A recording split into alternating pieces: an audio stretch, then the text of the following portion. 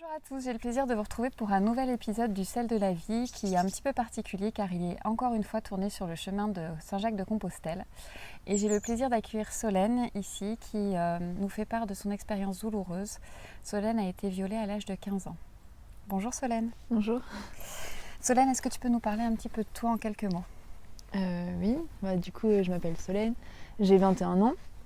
J'ai fait des études de littérature, j'aime beaucoup tout ce qui est artistique et je suis assez sensible en règle générale. Et je sais pas, j'aime plein de trucs, je suis assez curieuse, j'adore faire plein de choses différentes. D'accord. Et voilà. Ok. Solène, est-ce que tu peux nous parler de ton expérience à tes 15 ans ? Oui.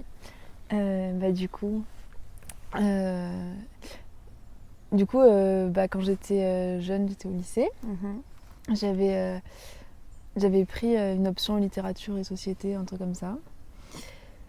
Et il y avait des rencontres avec des auteurs, etc., etc. Et en fait, j'étais allée faire une rencontre. Et il s'était rien passé de spécial à ce moment-là, mais il faisait un peu des dessins, l'auteur qui était là. Et il faisait. Et à un moment donné, déjà, il y avait eu ce truc où il avait fait un dessin. Et tout le monde avait dit « Ah, mais c'est Solène que vous avez dessiné, etc. » Alors qu'il ne me connaissait pas. Il y a eu ce truc un petit peu étrange. Et puis voilà. Et puis à la fin de l'année, on avait retrouvé tous les auteurs qu'on avait vus au cours de l'année. Et ensuite, j'avais.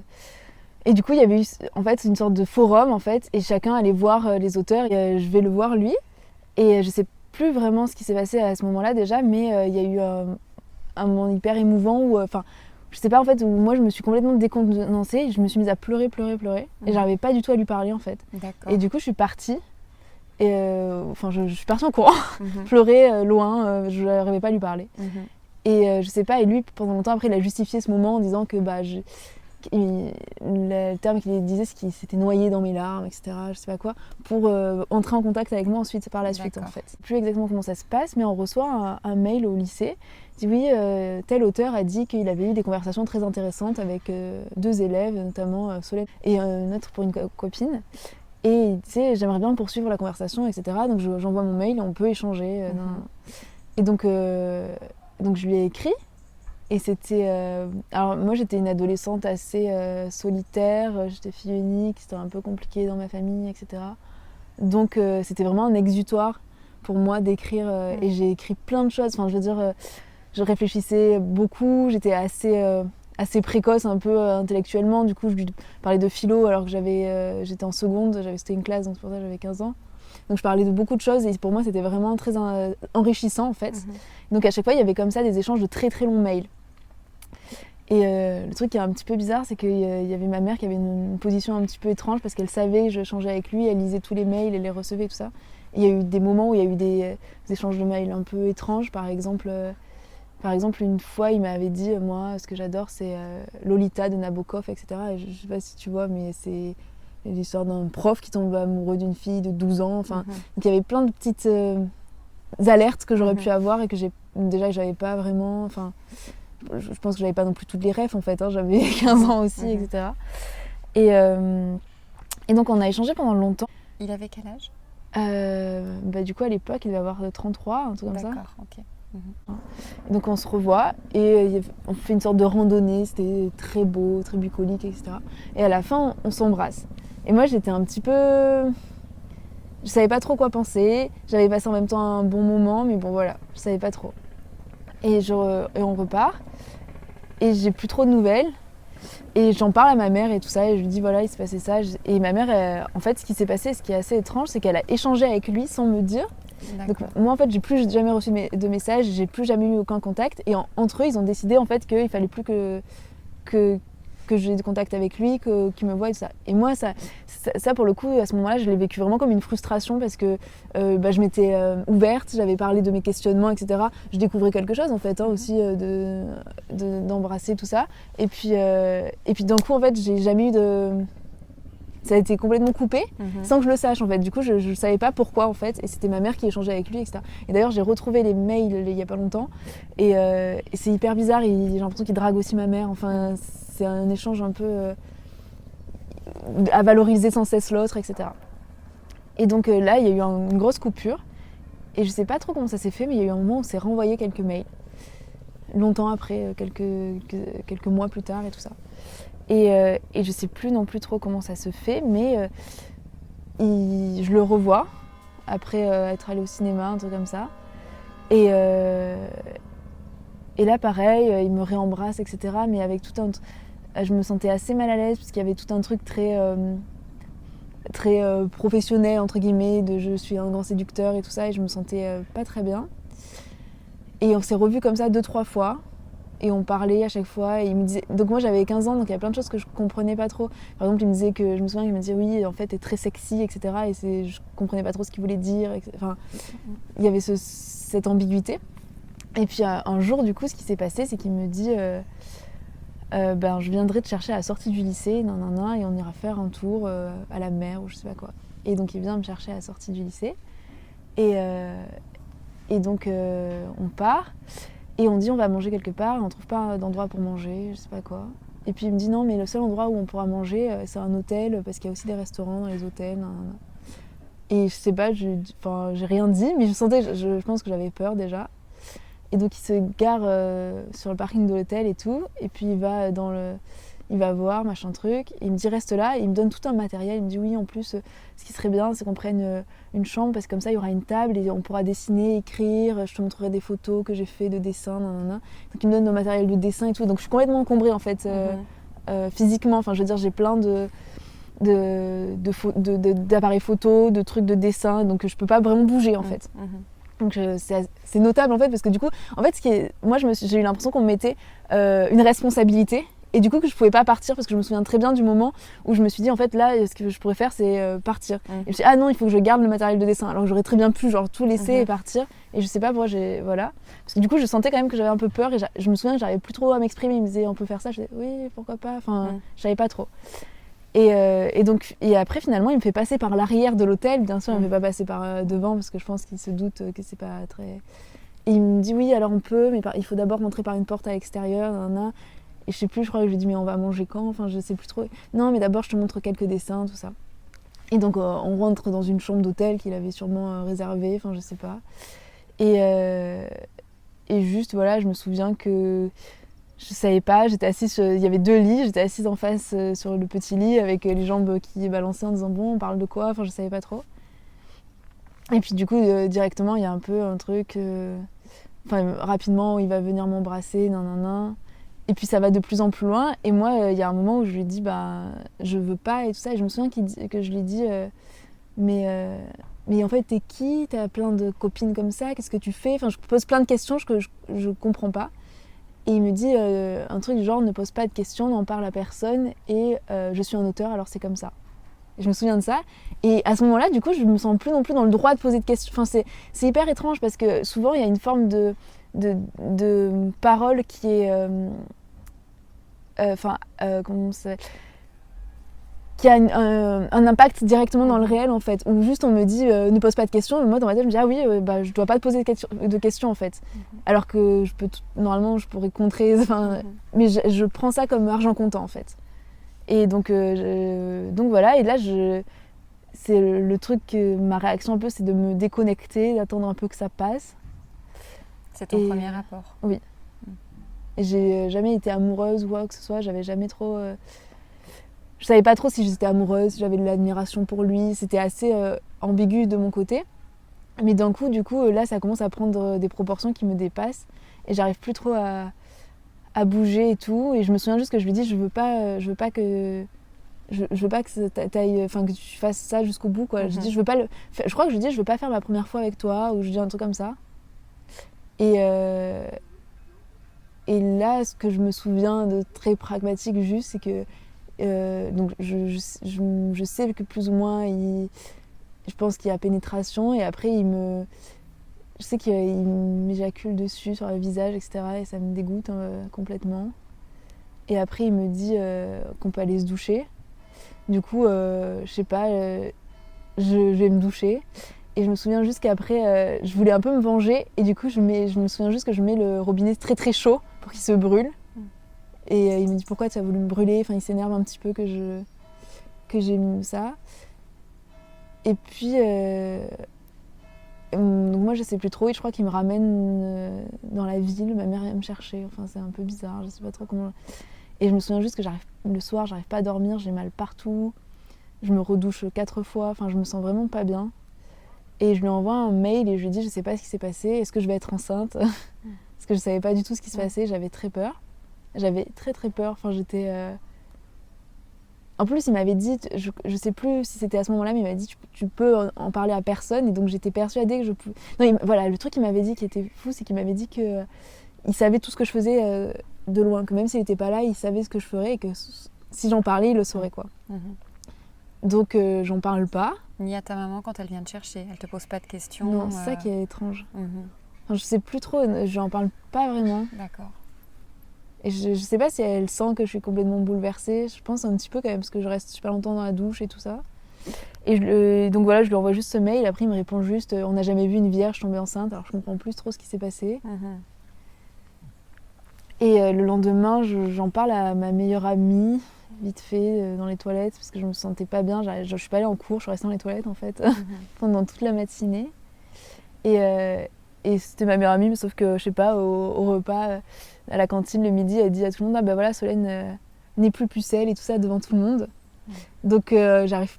Enfin, ça m'a beaucoup déçue, je savais pas quoi en penser. Puis elle me dit, bon, quand même, va voir l'infirmière, etc. Il faut que tu ailles lui parler et tout. Donc je vais parler à l'infirmière et là elle me dit, bah du coup il faudrait prendre une pilule du lendemain. Que quand même... Mais moi je masque beaucoup les choses, je dis oui mais il était assez jeune, c'est juste que je n'étais pas sûre de vouloir. Enfin je minimise beaucoup. Je minimise son âge, etc. Son autorité, puisqu'il est quand même beaucoup plus âgé.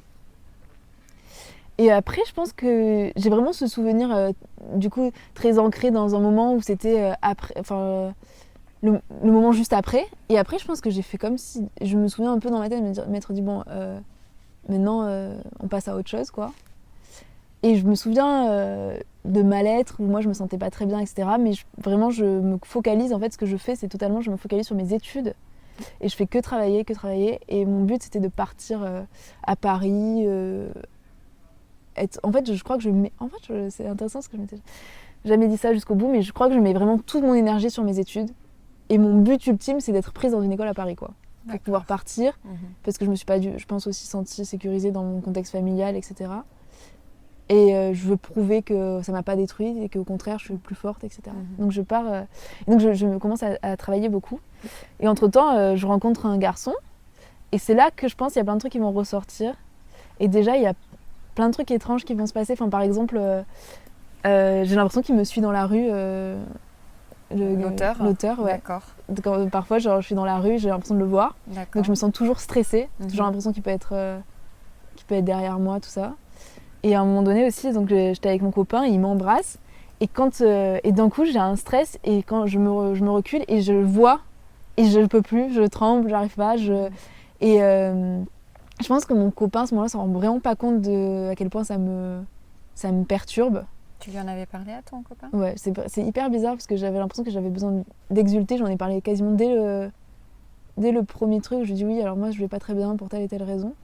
Mais même s'il le sait, j'ai pas l'impression qu'il comprend les moments où vraiment là où j'aurais vraiment besoin d'être seule ou ce genre de choses. Donc j'ai une forme de répulsion, rejet, et à la fois de ok, c'est bon, j'ai un copain, je suis pas cassée, parce que ça veut dire que si j'ai et donc je reste dans cette relation qui est aussi un petit peu confortable, tout simplement parce qu'en fait déjà on n'avait pas trop de relations sexuelles et tout ça, donc moi j'avais juste la couverture sociale et j'avais besoin de pas gérer trop ça. Et donc ça m'allait très bien en fait. Et bon, lui ça le dérangeait, je pense, que de voir qu'il y avait un fond. Et moi je voulais vraiment pas casser ça parce que pour moi ça m'arrangeait. Et à la fois il y a quand même ces moments où voilà, j'ai des rejets, où j'ai des répulsions et où surtout je me sens complètement distanciée de moi-même. Enfin j'ai pas du tout de... Je sens pas trop, je me sens pas présente dans mon corps. Et un jour, j'ai une copine au téléphone qui me raconte qu'elle a porté plainte contre quelqu'un dans un centre équestre, un prof de centre équestre, pour agression sexuelle, je crois. Et je lui dis ah bon, mais qu'est-ce qui s'est passé ? Je suis un peu choquée, tout ça. Et puis le fait de sentir le sentiment que j'ai pour une copine, je me dis mais en fait, moi j'ai même pas eu cette tolérance-là pour moi, où je me suis jamais... j'ai jamais été en colère ou alors que si je me projetais comme moi étant ma copine, ça m'aurait pas du tout plu. Et là, quand ma copine me raconte tout ça, je me dis mais il y a quand même beaucoup de similitudes et tout ça. Et donc j'ai commencé à aller voir une sorte de psy qui faisait de l'EMDR. Et là, il y a quelques trucs qui ressortent. Je crois que je réécris à l'auteur et je lui ai dit j'ai envoyé un mail et j'ai dit que j'ai pas. Je pense que je mets pas du tout le mot viol dessus, mais je dis que j'ai pas été complètement consentante. Et je lui ai dit que ça m'a beaucoup, que ça a beaucoup changé ma vie après, que je me suis sentie bien mal, etc. Donc je suis plutôt dans le ressenti personnel. Et lui, il me répond jamais. Il me répond pas. Et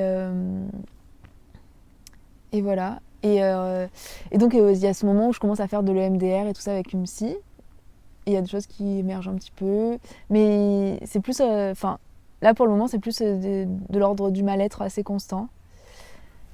Et surtout, je me sens... en fait, le truc, c'est que je me sentais complètement désarticulée. D'ailleurs, du coup, j'écris un peu... Et souvent, il y avait beaucoup de trucs sur le pantin, sur le sorte de mime désarticulé, tout ça. Je me sens vraiment... Je parle aussi de l'écorché dans les salles de classe ou en plastique, etc. Je me sens complètement comme ça dans ma représentation corporelle de moi. Et donc, j'ai beaucoup de mal. Et notamment avec les relations garçon-fille, quand on me parle, ça me fait énormément peur. J'ai beaucoup de réactions de peur en fait, que j'écoute pas en fait, que je me dis mais t'es complètement taré. Donc j'écoute pas le fait que j'ai peur, donc je me force un petit peu à aller voir à leur parler, etc. Et il y a un soir où il y a un garçon qui me dit d'aller boire un verre. C'est la première fois depuis 2 ans que j'irai boire un verre toute seule avec un garçon. Donc je me force un peu parce que je me souviens aussi que j'avais dit à mes amis, oui, je le trouve bizarre et tout ça. Mais j'y vais et je suis dans un moment où j'étais en prépa, où j'allais vraiment pas très bien non plus au niveau de la confiance en moi, de plein de choses. Et du coup, je vais boire un coup et à la fin... On discute et tout ça, ça se passe plutôt bien. D'ailleurs, je lui parle de ça. Et donc, je pensais qu'il avait entendu en tout cas ma fragilité. Et c'est sûr, il a entendu ma fragilité, mais pas dans le même sens que... Donc, je lui dis, je montre toute ma vulnérabilité, je lui explique que vraiment, la prépa, c'est dur pour moi, etc. Puis, il me raccompagne chez moi et je lui dis, si tu veux, on peut aller écouter un peu de musique et tout ça. Mais moi, je le vois vraiment comme quelque chose de...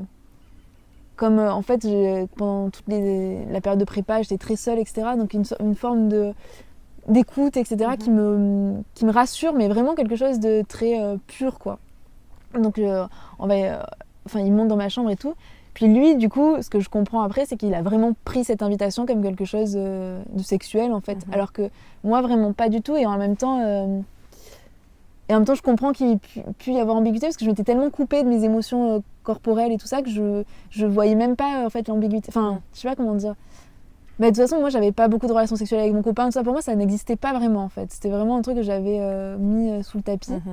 Donc, j'imagine vraiment pas ça, en fait. Et donc là, après, il monte dans ma chambre et tout ça. Et il se passe, en fait, un peu à nouveau quelque chose où je crois qu'on écoute de la musique, on s'embrasse. Au début, je me dis, bon, ça me met assez mal à l'aise, mais en même temps, pourquoi pas, juste un bisou. Et puis, s'il repart, ça va. Et puis, il devient de plus en plus insistant, tout ça. On commence à me caresser directement les parties intimes et tout, donc moi je suis un petit peu... mais je réagis pas vraiment, enfin je sais pas trop... Je crois que j'enlève un peu la main, je dis non, je suis sûre d'avoir dit non, pas... Voilà. Et puis d'un coup, je commence à paniquer.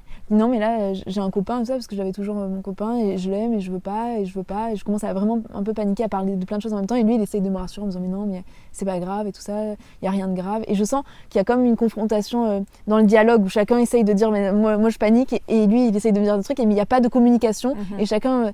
et je sais pas, je crois que je me sens comme piégée. Et je crois que j'ai une réaction un petit peu... je me rappelle absolument ce qui s'est passé quand j'ai 15 ans. Je suis focalisée là-dessus, j'arrive pas du tout à être dans le moment. Et je me mets à trembler complètement, à pleurer, et je tombe par terre. Du coup, il me dit allonge-toi, c'est pas grave, mets-toi sur le lit, tout ça. Mais à ce moment-là, je me sens complètement plus du tout en moi-même, et je me souviens juste d'avoir peur, et je me souviens qu'il me dit mais t'as le regard apeuré, qu'est-ce qui se passe et tout ça. Mais à la fois, il s'arrête pas en fait, il continue. Et moi, j'ai une sorte de... quelque chose de mécanique un peu, où je me dis bon ça va se repasser, j'en suis sûre en fait. J'en suis complètement sûre. et j'arrive pas... je sais pas comment dire, j'ai l'impression qu'il faut que je fasse semblant, que je fasse comme une poupée quoi, et que je vais attendre que ça se passe et ça va se passer, c'est sûr, et de toute façon je sais pas réagir, et je suis que dans ce type de pensée, de toute façon je peux pas réagir, je suis bloquée, je pense à plein de trucs comme ça. Et du coup je laisse un peu faire en fait. Et pareil, il y a des moments où du coup je suis complètement dissociée, c'est pour ça qu'on a commencé à en parler, où je me vois vraiment, je vois la scène complètement de loin, je me sens pas du tout investie dans la scène. Et ça me dégoûte, enfin, je me dégoûte moi-même, mais je le vois juste... En même temps, ça me fait pas foncièrement mal ni rien, puisque je le vois complètement de loin, en fait. Je suis pas du tout présente là. Et ça se passe, et puis quand il a fini, en fait, tout simplement, il part, quoi. Et on n'a pas parlé, enfin, rien, il s'en va, je crois. Et à ce moment-là, donc, je suis complètement prostrée. Je sais vraiment pas à qui parler. T'es chez tes parents? Non, je suis à Paris. Dans un foyer, ouais. Et donc je sais pas vraiment du tout à qui parler. Je crois que j'enlève tous mes draps, je les mets à laver. Et je me souviens juste quand j'envoie un message à mon copain en lui disant je t'aime, j'ai besoin de toi, un truc comme ça, il me répond pas. Donc je sais vraiment pas quoi faire. Et je me souviens du coup que j'essaye de m'endormir au bout d'un moment parce que et dans ma tête je me dis bon, on va faire comme si de rien n'était, on va recommencer. Et d'un coup ça me rappelle en fait exactement le type de pensée que j'ai eu, et là je me dis en fait non, c'est quelque chose de grave là. Et si tu refais ça, tu vas repartir dans quelque chose de similaire à... Enfin, tu vas passer à côté de toi, en fait, tout simplement. Et là, si tu ressens que vraiment t'es si mal, c'est qu'il y a quelque chose de mal. Enfin, en tout cas, il y a quelque chose de pas normal qui vient de se passer, il faut que tu reprennes... que tu te laisses pas faire, quoi. Et donc j'appelle une copine que je sais être assez à l'écoute et tout, et qui va qui se laisse pas faire, quoi. Parce que je pense que le choix de la copine que j'appelle, elle a aussi de l'importance. Et du coup, elle vient et elle me parle et tout ça. Elle me dit bon, bah maintenant, je pense qu'il va falloir porter plainte, mais prends ton temps, on va passer une journée tranquille et tout ça. On passe une journée ensemble. Je vais voir mon copain et je lui parle parce que je dis il faut que je lui parle, il faut que je lui dise et tout. Et il a une réaction très étrange parce qu'il se tape la tête contre le mur, enfin, il se roule par terre et tout ça. Et en fait, il devient la victime du truc. Et moi, je suis complètement focalisée dans le fait de m'occuper de lui. Donc, je m'occupe absolument pas de moi-même. Je suis complètement, encore une fois, décentrée par rapport à moi, en fait. Et en même temps, j'étais avec lui, donc je pense que c'était vraiment le mécanisme qu'il y avait entre nous. Donc, je me refocalise sur lui. Et puis je panique beaucoup à l'idée de porter plainte et tout ça. Mais il y a tout un engrenage qui se fait, je suis toute seule, il n'y a pas mes parents ni rien. Puis j'appelle quand même ma mère au bout d'un moment, je lui explique que je vais porter plainte et tout. Et ma mère arrive le lendemain, un truc comme ça, et mon père aussi, après il va venir. Et donc voilà, c'est surtout de l'angoisse en tout cas. Et vraiment après, il y a un moment où la police me dit qu'il va y avoir une confrontation du coup avec le garçon en question. Et là, j'ai vraiment peur. Et à la fois, je me dis, il faut aller au bout et tout ça. Et je suis hyper fatiguée. Je sais pas trop comment je suis dans un état un peu physique, complètement fantomatique presque. Et j'y vais. Et donc je raconte et tout ça. On parle en fait, on confronte nos points de vue. On se voit pas, il y a une sorte de grille et tout ça, donc c'est pas mal. Et au moment où je ressors, vraiment, il y a un poids qui s'est levé de mon ventre. Enfin, il y a un truc où je me sens beaucoup plus apaisée. Et en fait, c'est paradoxal, mais d'un coup, je me sens presque bien, en fait. Et je suis un peu même euphorique, un peu trop bien. Et j'ai l'impression d'avoir dit qu'il y a quelque chose qui s'ouvre. Et vraiment, ce sentiment, il est important pour moi parce qu'après, il va y avoir plein de moments où je vais être complètement déprimée et tout ça, mais je me reconnecte toujours à ce truc de t'as parlé. Et c'est un moment que j'analyse comme si je m'étais vraiment... j'avais vraiment fait un avec ce qu'avait... Comme si c'était mon corps qui avait parlé pour moi, quoi. D'un coup, d'ailleurs, quand j'ai tremblé, tout ça, c'est mon corps qui parlait pour moi, quoi. Donc là, j'étais obligée de l'écouter et de lui donner... Je parlais pour lui verbalement, mais il fallait qu'il y ait des choses qui sortent. Et donc je me sens assez bien sur ce moment-là. Condamnation ? Non, ça c'est... en fait, apparemment, du coup, je le sais pas à ce moment-là, mais 1 an et demi après, j'apprends du coup que ça a pris 1 jour et demi pour être classé sans suite. Ce qui est assez dingue parce que normalement ça passe par un procureur, etc. Donc ça prend plusieurs mois, voire plusieurs années. Donc on ne sait pas trop comment ça s'est passé, mais c'est un petit peu étonnant. D'accord. Après, ce qui est ressorti, c'est surtout que c'était de la zone grise du consentement parce que j'ai pas crié, j'ai pas appelé au secours, parce que voilà. Donc c'est une zone grise et que j'ai quelques griffures, mais j'ai pas de. Je sens qu'il m'a tiré les cheveux, etc. Mais du coup, il n'y a pas vraiment. Je crois que j'ai un hématome, mais vraiment rapide, quoi. Donc on peut pas juger qu'il y ait qu'il y ait brutalisation vraiment importante. D'accord. Donc voilà. Et quelles ont été du coup tes ressources pour faire face à ces 2 viols avec peu d'écart finalement, quelques années d'écart Du coup, il y a eu une période où vraiment, je pense que je suis un peu tombée au fond du trou et c'était important pour pouvoir après un peu rebondir. Et c'était en lien aussi avec mes années de prépa et tout ça où je m'étais pas du tout respectée en fait, moralement, psychologiquement, corporellement. Donc là, je suis vraiment complètement au fond. Puis j'avais dit au début, j'avais un peu tout misé sur travailler à l'école, etc. Et même ça ne marchait plus. Enfin, je veux dire, je me sentais plus épanouie là-dedans. Donc il y a vraiment tout qui se casse, tous mes schémas en fait. Et donc je rentre chez ma mère et pendant longtemps, je suis juste un petit peu... Enfin, j'ai vraiment peu de souvenirs de cette période où j'ai des pensées un peu suicidaires. Je me souviens, j'arrive pas à dormir la nuit. J'écris beaucoup. Donc l'écriture a été un exutoire pour toi ? Ouais, mais en même temps, ce qui est intéressant, c'est que j'aurais voulu qu'elle le soit beaucoup plus, l'écriture et la lecture, et je m'y retrouve pas forcément parce que déjà, j'y pensais hier. Enfin, déjà en littérature et tout, il n'y a pas tant de... On peut pas vraiment se retrouver dans le témoignage des femmes, ou en tout cas, j'ai pas lu les bonnes choses au bon moment parce que je retrouve pas du tout... Il n'y a rien qui me rassure. Au contraire, la femme a très peu de place dans les romans, etc. Donc finalement, ça ne m'aide pas. Et l'écriture, c'est plutôt quelque chose de violent, en fait. Je me force. J'ai l'impression qu'il faut que je fasse sortir, mais ça me rappelle encore mes trucs de prépa, etc. Donc c'est pas forcément là que je vais trouver vraiment le plus de réconfort. Ça, c'est des schémas que j'ai et auxquels je crois, mais il faut que j'en recrée, en fait, pour que ça fonctionne mieux. Et donc après, il y a ce moment où c'est vraiment le gros trou, je sais plus trop ce que je veux faire dans ma vie, où je vais, tout ça. Mais je me réinscris quand même en 2e année de prépa, mais je change d'établissement, etc. Parce que d'ailleurs on m'a dit qu'il fallait pas que je me réinscrive dans le même établissement, ça faisait trop de remous et tout.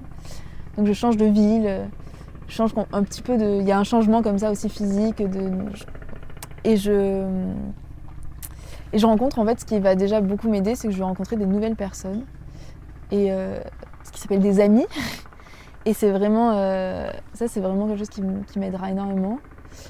Et je m'ouvre en fait vraiment à l'autre au fur et à mesure, où j'essaye de rire. En fait, je prends beaucoup de plaisir. En fait, j'essaye de réintroduire le plaisir par plein de moments. Par exemple, je me souviens que... En fait, je m'autorise beaucoup de choses.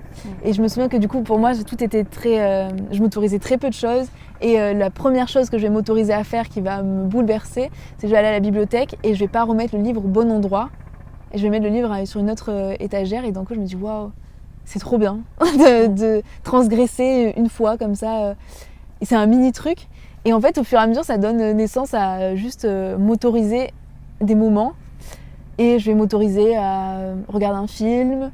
Je me souviens que par exemple, j'ai regardé tous les Almodovar qui m'ont fait beaucoup de bien. Je commence à devenir un peu... J'écoute beaucoup de jazz qui va me faire beaucoup de bien. Je conduis.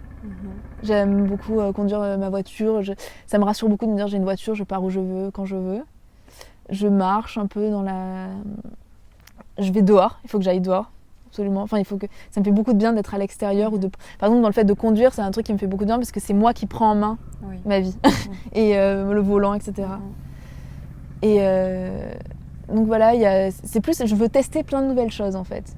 Et notamment l'amitié, etc. Parce qu'en fait, finalement, j'ai été beaucoup seule et tout. Donc je vais faire... par exemple, je vais dormir chez une copine. C'est une des premières fois de ma vie que je vais dormir chez une copine. Je rencontre sa sœur. Enfin, je sais pas. Et du coup, c'est des choses que j'ai pas du tout l'habitude de faire. J'ose être un peu pitre aussi. être un petit peu drôle et tout ça, une chose que je faisais pas forcément. Puis il y a des moments comme ça, où on me dit mais de toute façon Solène, elle a la joie de vivre, elle est rayonnante. Et ça, c'est des choses auxquelles je m'accroche énormément et qui deviennent un peu une deuxième identité. Et en fait, petit à petit, je pense que je vais revenir à la littérature, mais c'est quelque chose qui est très difficile pour moi parce que ça s'est ancré dans ce type de contexte, les 2 viols qui se sont passés, puisque finalement, la première fois, c'était un auteur qui écrivait, etc. Il y avait tout un rapport à l'écriture aussi. Je lui envoyais des mails où j'envoyais des textes que j'avais écrits, qu'il jugeait, etc. Donc tout ce qui est littérature, écriture et tout ça se cristallise en quelque chose de très difficile pour moi. Et ne serait-ce que quand je vois un livre, j'ai envie de pleurer pendant longtemps. Et donc il faut que je me réapproprie cette chose parce que c'était aussi la chose la plus intime que je possédais en fait. Et ça, c'est assez difficile. Et petit à petit, là d'ailleurs, en faisant le chemin, il y a des moments où j'ai envie de lire qui me touchent particulièrement parce qu'en fait, je me suis sentie complètement dépossédée de qui j'étais. Et donc j'ai l'impression qu'il y a ce truc de marche, et dans le chemin j'ai l'impression qu'il y a ce truc où on avance petit à petit. J'ai l'impression que ça m'aide. Est-ce que le fait de prendre ce chemin de Saint-Jacques-de-Compostelle, pour toi, ça a été aussi une ressource pour faire face à tout ça ? Ouais, en fait ça va vraiment dans une continuité. Moi j'ai vraiment l'impression, c'est un petit peu schématique, mais qu'il y a quelque chose d'ascendant. Et donc, comme si je disais, la première chose que j'ai fait, c'est pas remettre le livre à sa place, donc ça peut paraître très petit, et au fur et à mesure, je continue. Et par exemple, j'ai travaillé dans les vignes, donc à l'extérieur, qui est quelque chose de très manuel, qui est plus du tout intellectuel. Pour moi, c'est prendre la tangente en fait. Et sans cesse, plus je prends la tangente, plus ça me fait plaisir. Là, d'un coup, je décide du jour au lendemain de partir seule. Presque. Je prends juste un sac à dos, j'ai un sac à dos, je pars avec 4 trucs. Donc c'est toujours ne pas faire ce qu'on attend de moi en fait, et me réapproprier vraiment les choix, les décisions, et corporellement les choses en fait, les sentir, essayer de sentir vraiment les choses, et ça passe vraiment par une sorte de contact physique. Là, dans le fait de marcher, du coup, de marcher tous les jours sur du sol. Quand j'étais dans les vignes, c'était de toucher le serment de vigne, le bois, etc. Il y a quelque chose où je suis actrice en fait, et voilà, plus passive en fait. Et dans la littérature, ce qui me gêne encore, c'est que j'ai l'impression d'avoir cette posture encore passive en fait, de réception. Je sais beaucoup écouter les autres, je sais beaucoup faire ça, et là, c'est ce que j'ai pas envie de faire en fait. Et c'est en passant par ça qu'il y a des choses qui se créent. Je sais que je fais du théâtre d'impro, ça me fait un bien incroyable, plein de choses qui sortent à ce moment-là, donc c'est aussi quelque chose de corporel. Oui, voilà, je fais un petit peu de boxe à un moment donné aussi. Il y a quelque chose où j'ai une colère à sortir aussi, normal, c'est assez normal. Je tape beaucoup, il y a aussi toute une période où je tape dans des coussins, etc. Et ça me fait énormément de bien. Je fais du vélo, j'essaye de... Et au début, c'est très douloureux. Les premières fois où je fais du vélo, où je vais courir, etc., il y a des moments où je pleure, où je me sens très très mal, où c'est très triste. Parce qu'en fait, je pense que j'ai énormément de mal en fait, à acter, à prendre en considération le fait que j'ai un corps et qu'il faut que je lui fasse faire des choses. Et au fur et à mesure, ça me fait du bien petit à petit.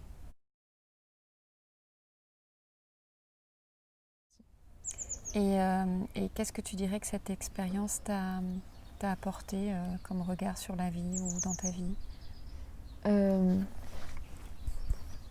Déjà, je pense que c'est assez paradoxal, mais finalement ça m'a beaucoup rapprochée de moi-même, parce qu'au début, parce que j'étais tellement devenue un réceptacle, j'étais tellement une forme de... J'étais pas respectée du tout, et j'étais vraiment, j'avais l'impression d'être une sorte de matrice, donc juste un objet un peu vide, complètement vide en fait. Et je pense qu'ils avaient raison de sentir que je me sentais vide, les 2 personnes qui ont fait ça, parce qu'en effet, c'était des moments où je me sentais complètement vide. Et au fur et à mesure, j'ai eu l'impression que je pouvais plus vivre de ce vide, et que j'ai rajouté de la matière à l'intérieur, et que j'ai commencé à par me respecter moi-même pour pouvoir demander à ce que les autres me respectent. Ce que je suis consciente, c'est qu'il n'y a pas une dichotomie, c'est pas le bien et le mal, etc. Et c'est que c'est pas binaire, quoi. Et c'est que j'étais pas du tout sûre de moi, j'avais plein de schémas un petit peu figés. Et en fait, ce que ça m'a appris, surtout que j'avais à me découvrir moi-même. Et qu'avant d'attendre que les autres m'apportent de la sécurité, de la tendresse ou de la confiance, il fallait vraiment que ça soit quelque chose qui vienne de moi en premier. Et que c'est tout ce que je travaille. Du coup, pareil, dans le rapport à la littérature et tout, je veux vraiment me l'approprier. Enfin, je veux m'approprier les choses, que ça me soit... que ça résonne en moi avant tout, avant de permettre aux personnes d'entrer dans ma sphère, en fait. Et je pense que vraiment, si des gens entrent dans ma sphère, c'est que je leur aurais permis de rentrer. Donc c'est une aventure quand même, parce que du coup, il y a plein de choses que j'aurais jamais cru, par exemple, aimer marcher comme j'aime marcher. Donc c'est beaucoup de découverte et de prise de conscience de soi. Et de joie. Parce que finalement, plein de choses qui sont étonnantes. Et surtout, ce qui est super, c'est que j'avais cru ne plus avoir le droit au plaisir. Et en fait, finalement, tout ce que j'apprends surtout, et ce que je dois travailler le plus, c'est le plaisir. Donc j'ai beaucoup de chance. Parce que il y a quelqu'un qui me dit toujours profite indécemment. Et au début, indécemment, je me dis indécemment, c'est quand même un mot fort, etc. Mais en fait, si, il faut vraiment que je me dise, il faut que j'aille dans le gros, dans l'indécence, parce que pour moi, l'indécence, c'est très peu, pour passer par du plaisir normal, en fait. Et plus j'ai de plaisir, et plus je suis heureuse, plus j'ai de plaisir, plus j'ai de désir dans la vie, plus j'ai envie de vivre, et plus ça me... Parce qu'en fait, ce type de choses, ça donne des pulsions un peu de mort, quoi. De dépression, Et moi, je travaille plutôt ma pulsion de vie, du coup, parce que la pulsion de mort m'a déjà donné suffisamment, je pense. D'accord. Voilà. Merci beaucoup, Solène. Merci. Voilà, j'espère que cet épisode vous aura fait du bien, vous aura aidé à comprendre certaines choses. N'hésitez pas à liker la vidéo, à me suivre sur Instagram ou sur Facebook ou sur YouTube sur Détente et Sérénité avec Aurélie. À bientôt.